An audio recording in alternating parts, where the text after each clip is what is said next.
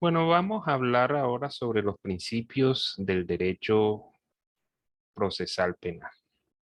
Entonces, voy a editar.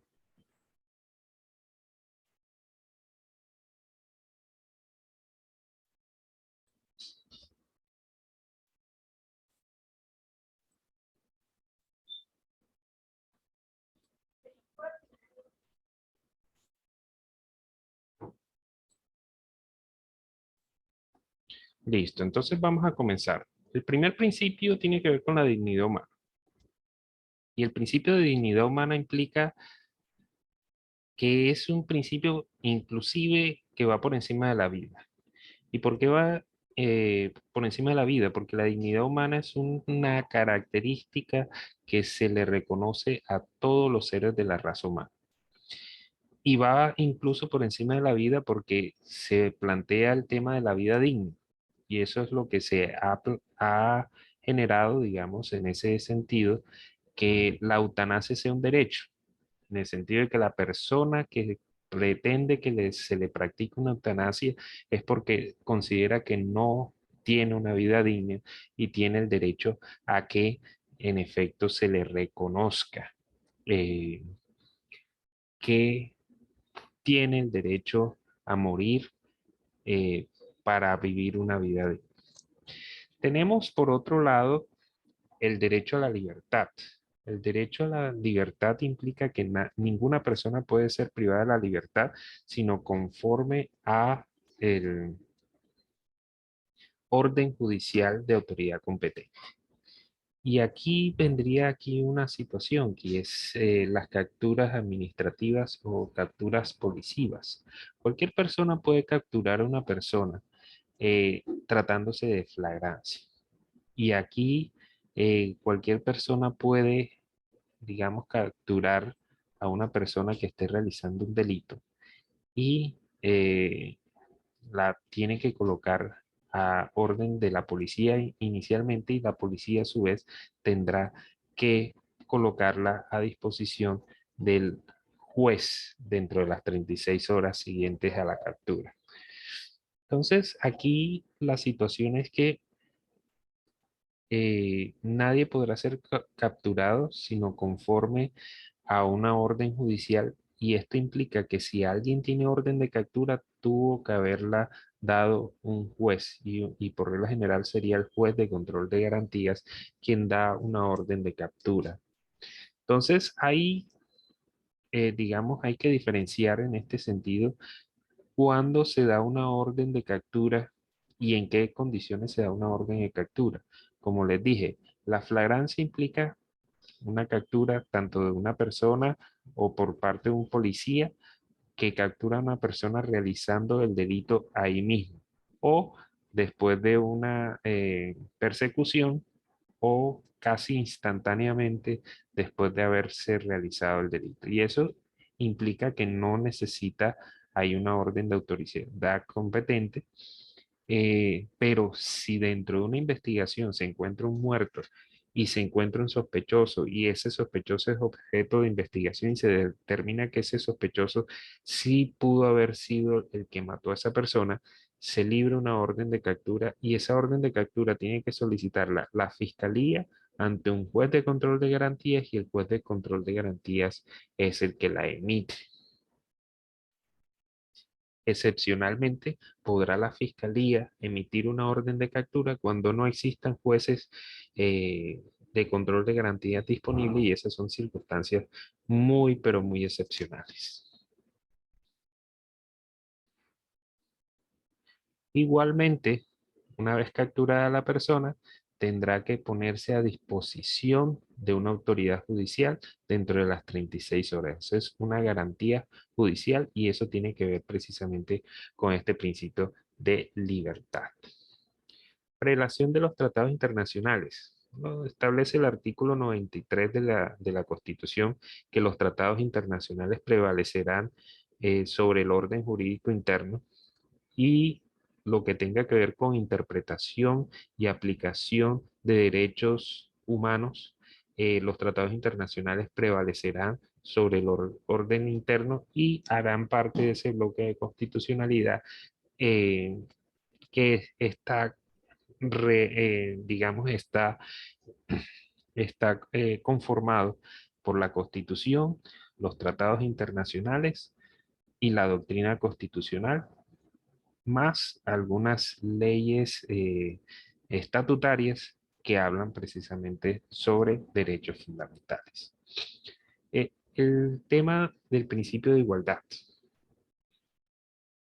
Por una parte implica que hay que evitar cualquier tipo de segregación o trato desigual o discriminatorio por razón de sexo, raza o condición, pero a su vez también establece la prerrogativa del juez de tomar decisiones que impliquen garantizar la igualdad entre las partes, entre la fiscalía y el procesado y entre la fiscalía y las víctimas. No es lo mismo procesar a una persona poderosa política y económicamente que procesar a un delincuente callejero.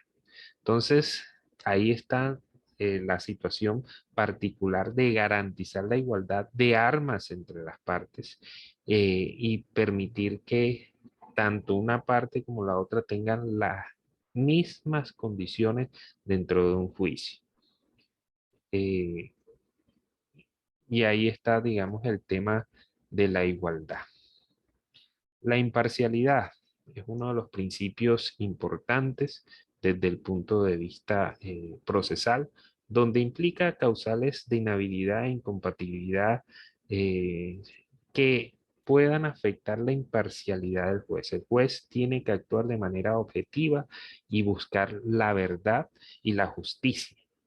En ese orden de ideas no podemos hablar de un juez que tenga algún problema personal con el imputado. No podríamos hablar de un juez que sea padre del imputado. Entonces, todas esas situaciones que afectan la imparcialidad del juez, podríamos excluirlas ahí con esas incapacidades de inhabilidad e incompatibilidad. Legalidad. El principio de legalidad, como dice bien la Constitución, se aplica no solamente al debido proceso administrativo y judicial, se aplica en todos los casos. Dice, nadie podrá ser investigado ni juzgado, sino conforme a la ley procesal vigente al momento de los hechos, con observancia de las formalidades propias de cada juicio. Entonces aquí hay una situación. No podríamos aplicar retroactiva, por un lado, a menos que sea más favorable, y tampoco podríamos vulnerar las formas propias de cada juicio en virtud de que se podría generar una nulidad. La ley procesal de efectos sustanciales permisiva o favorable, aun cuando sea posterior a la actuación, se aplicará de preferencia a la restrictiva o desfavorable. Ese es el principio de favorabilidad e implica, en efecto, la interpretación de la ley de manera más favorable, la aplicación de la ley más favorable y también posiblemente la aplicación de una tercera ley tomando lo más favorable de dos leyes que se encuentran en conflicto.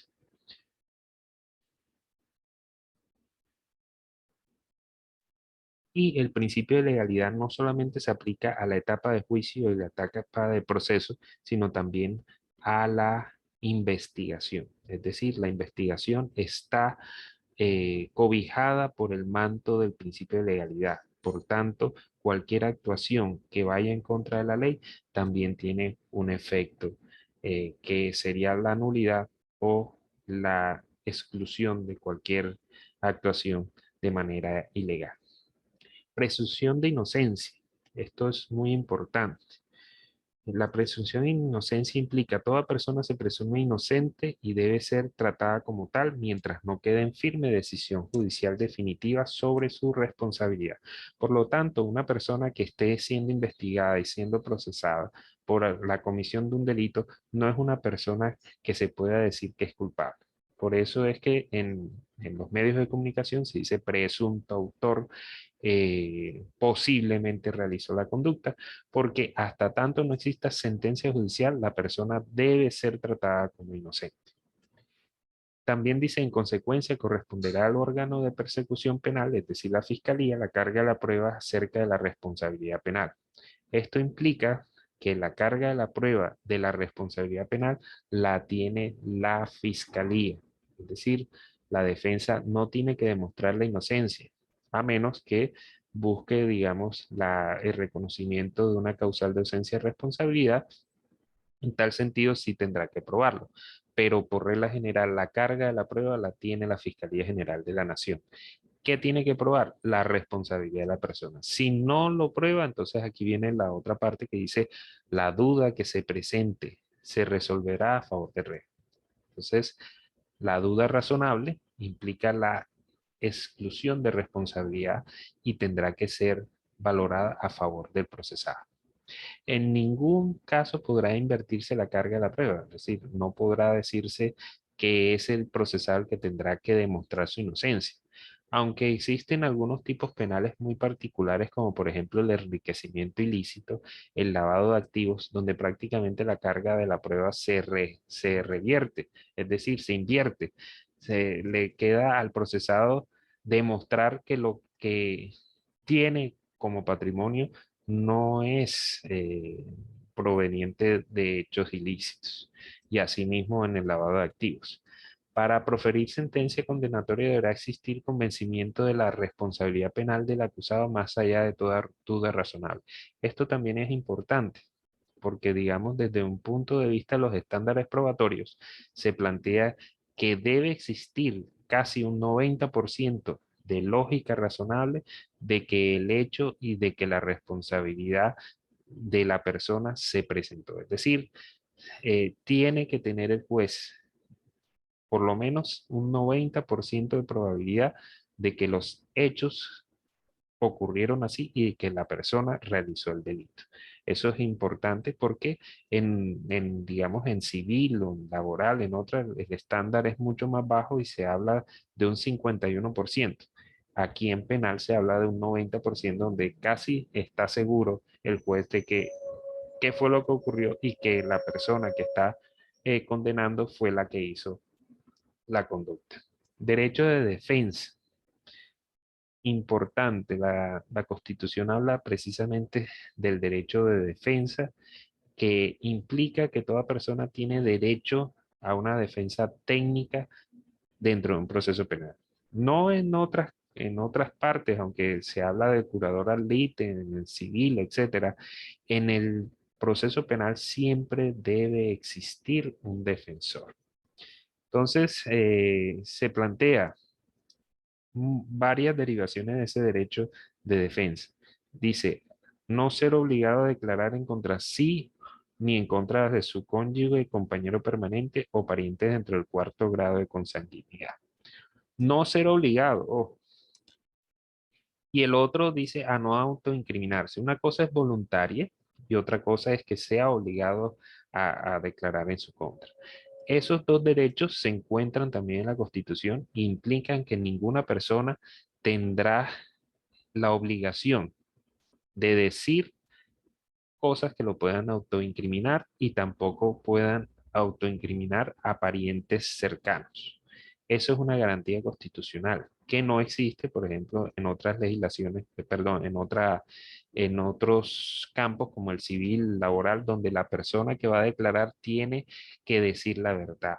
Y si no la dice, se presumirá en su contra tanto el silencio como las respuestas evasivas. En el caso penal, no, guardar silencio es una garantía y no podrá ser utilizado en su contra. Aquí lo dice precisamente, no se utilice el silencio en su contra. Tampoco podrá utilizarse en su contra las conversaciones que se tengan para preacordar o dentro de la conciliación, que es confidencialidad. Es decir, eh, digamos, un procesado quiere preacordar con el fiscal para acceder a una condena más baja y entonces se da la posibilidad de una negociación. El fiscal no puede utilizar esas conversaciones dentro del juicio si no se si no se da la negociación. Entonces, no podrá utilizarse eso porque hace parte de ese derecho fundamental al derecho de defensa. Ser oído, asistido y representado por un abogado de confianza y nombrado por el Estado, a ser asistido gratuitamente por un traductor debidamente acreditado o reconocido por el juez, a tener comunicación privada con su defensor antes de comparecer frente a las autoridades. La confidencialidad es muy importante y esto genera que ningún tipo de comunicación escrita o verbal entre su defensor y su defendido pueden ser interceptadas y conocidas por parte de la fiscalía. Cualquier documento que implique esas conversaciones tendrá que ser excluido y no podrá ser tenido en cuenta en ningún juicio. Conocer los cargos que se le imputan, expresados en términos que sean comprensibles, con indicación expresa de las circunstancias. Eso tiene que ver que la persona entienda, y a veces el lenguaje de los abogados impide que las personas entiendan qué es lo que se le está imputando. Y viene el tema de los cargos que se le están imputando. No todo el mundo sabe de todos los delitos que se encuentran en el Código Penal y por lo tanto habría que explicarle razonablemente en qué consisten los hechos y los delitos que se le están imputando a la persona. Disponer de tiempo razonable y medios adecuados para la preparación de la defensa. Eso es supremamente importante.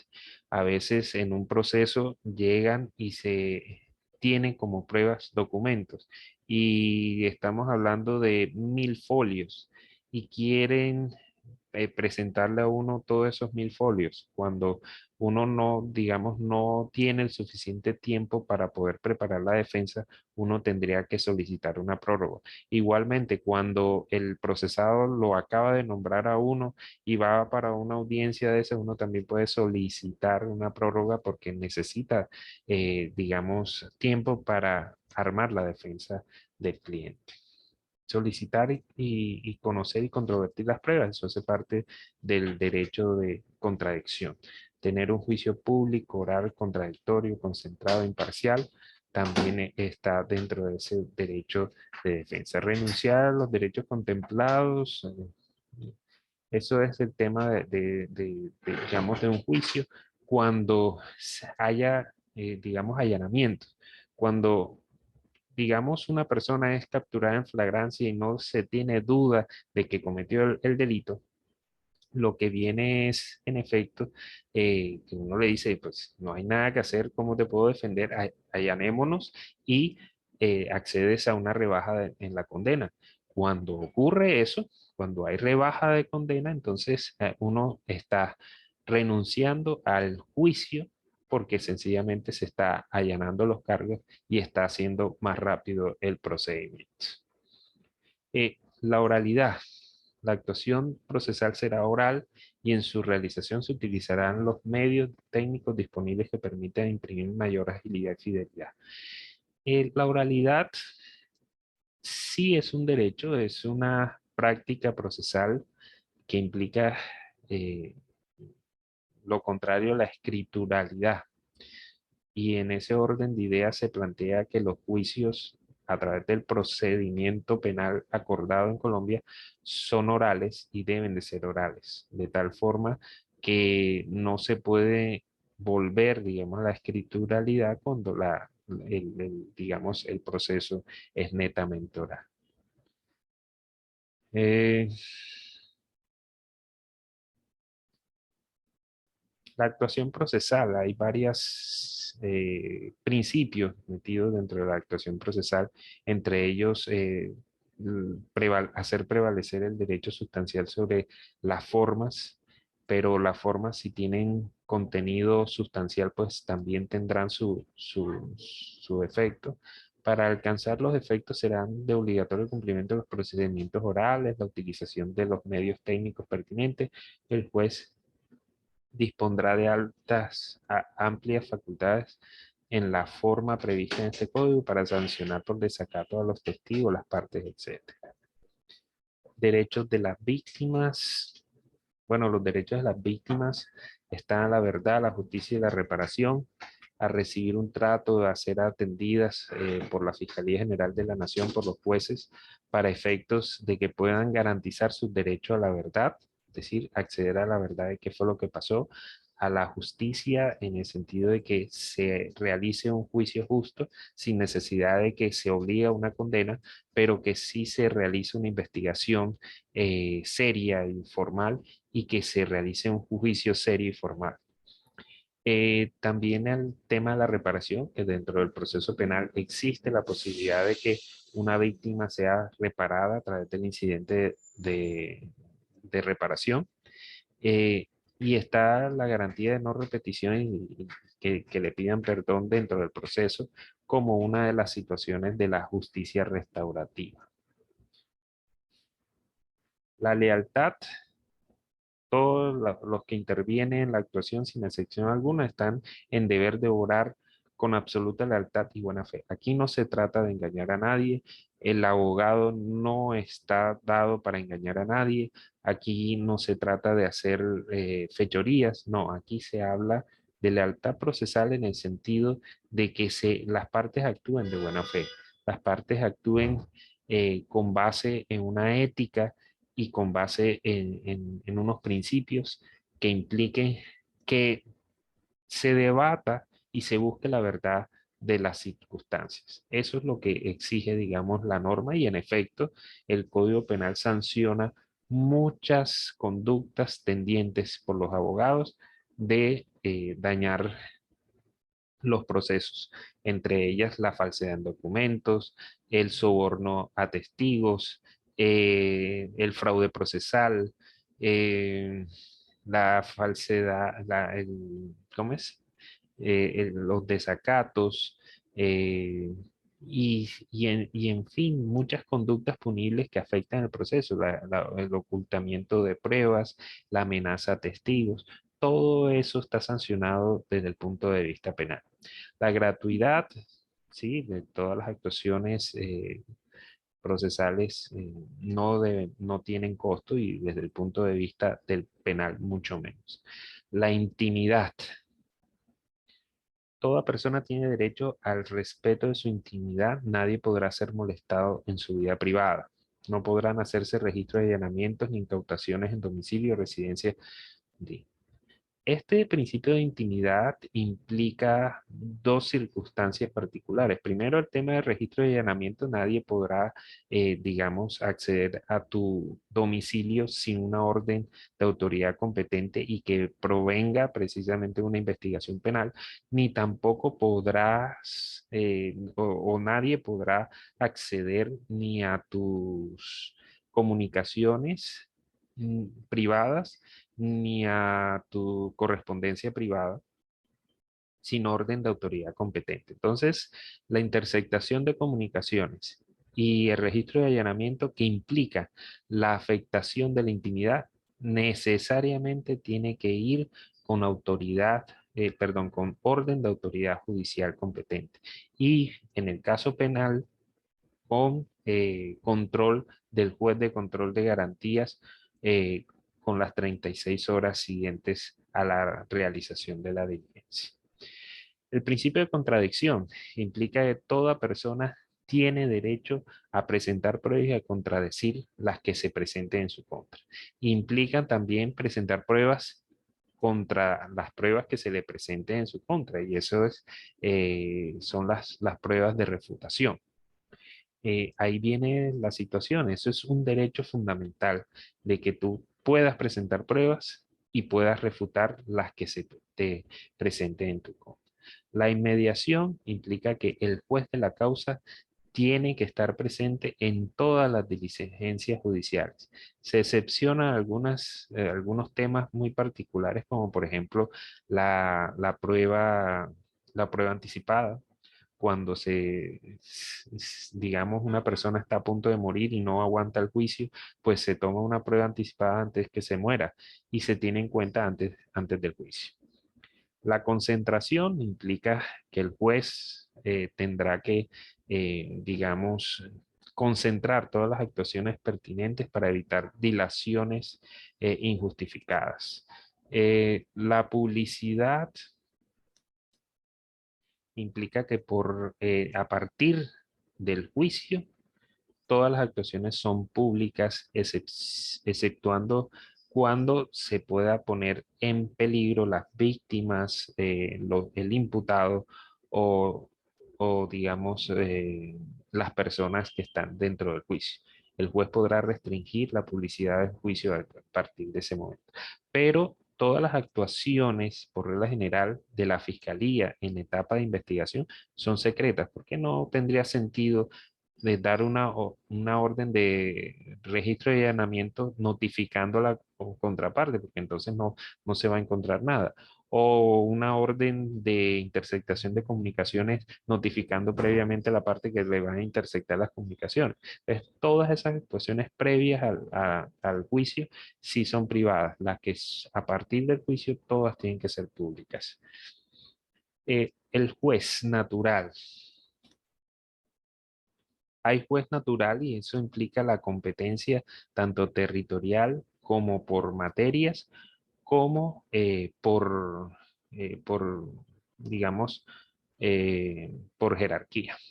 Entonces, hay fueros de personas especiales, como por ejemplo el presidente de la República, los ministros, los gobernadores, los alcaldes que tienen un fuero especial. Hay fuero especial para los niños, hay fuero especial para los indígenas, hay fuero especial para los militares. Entonces, de acuerdo a las competencias territoriales, de acuerdo con dónde se cometa el delito, también hay una competencia especial y un juez natural para eso. Eh, Doble instancia. Sentencias y los autos bueno, la doble instancia es un derecho fundamental que implica que toda decisión podrá ser revisada por una autoridad superior. Y ahí viene el tema de la doble instancia para procesos especiales. Entonces, en el caso, por ejemplo, de los aforados ante la Corte Suprema de Justicia, se decía, no hay doble instancia porque por encima de la Suprema de Justicia no puede existir nada. Entonces, son procesos de única instancia. Se ha planteado, en efecto, que para garantizar la doble instancia, la Corte se divide en salas y en ese orden de ideas se plantea una sala para investigar, una sala para juzgar y una sala para, digamos, resolver el recurso de apelación de la primera instancia. Entonces, así se garantiza la doble instancia en estos momentos de procesos de aforados ante la Corte Suprema de Justicia. Cosa juzgada, la persona cuya situación jurídica haya sido definida por sentencia ejecutoriada o providencia que tenga la misma fuerza vinculante, no será sometida a nueva investigación o juzgamiento. Entonces nadie podrá ser juzgado eh, doblemente por la misma causa. Entonces, la situación es que tiene que ser el el mismo actor, la misma víctima, la misma conducta y las mismas circunstancias de espacio y tiempo.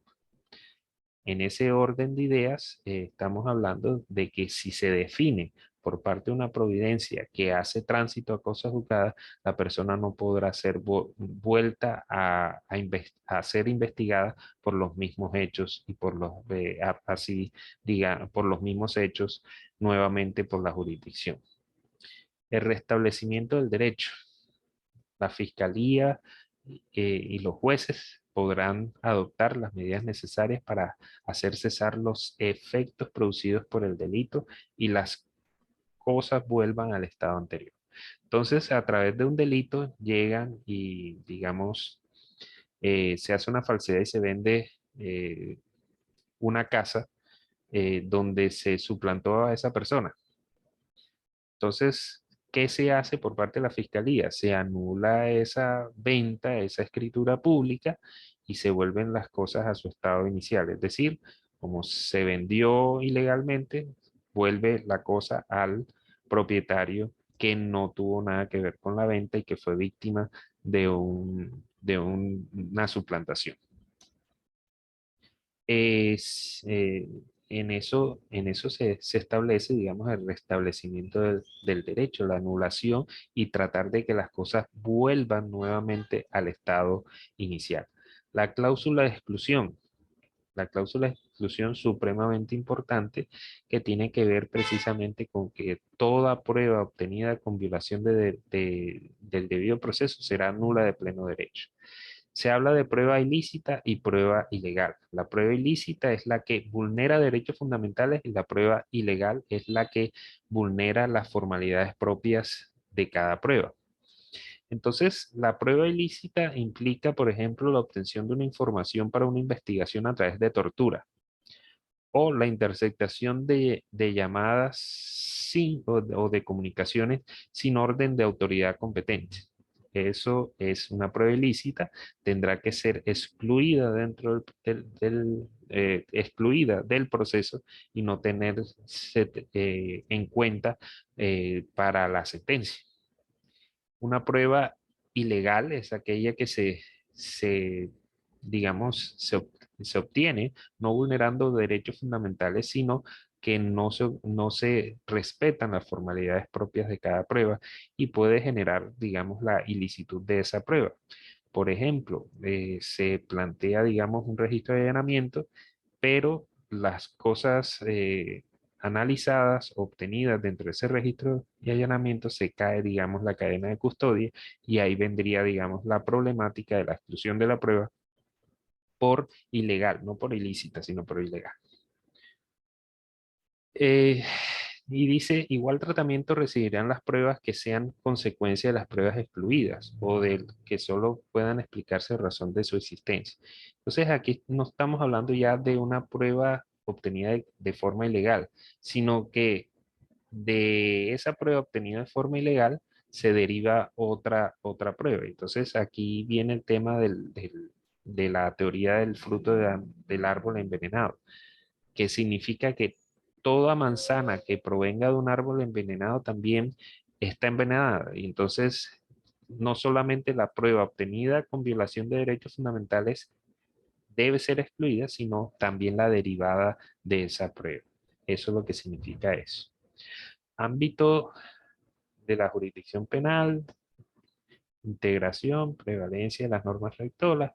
Bueno, ya podemos dar por terminado, digamos, el tema de los principios del procedimiento penal. Hay un tema, sí, del de la doble instancia que implica el superior no podrá agravar la situación del apelante único. Esta es la reformatio impeius. Y esto implica, por ejemplo, que si hay un solo apelante y ese es el defensor, no podrá el juez agravarle la pena a menos que la fiscalía o la procuraduría o las víctimas hayan apelado también por las mismas razones o por otras razones y el juez sí pueda analizar la situación. Pero si es solamente el defensor que apela, no podrá el juez agravar la situación del procesado. Entonces, ahí terminamos con los principios del procedimiento penal.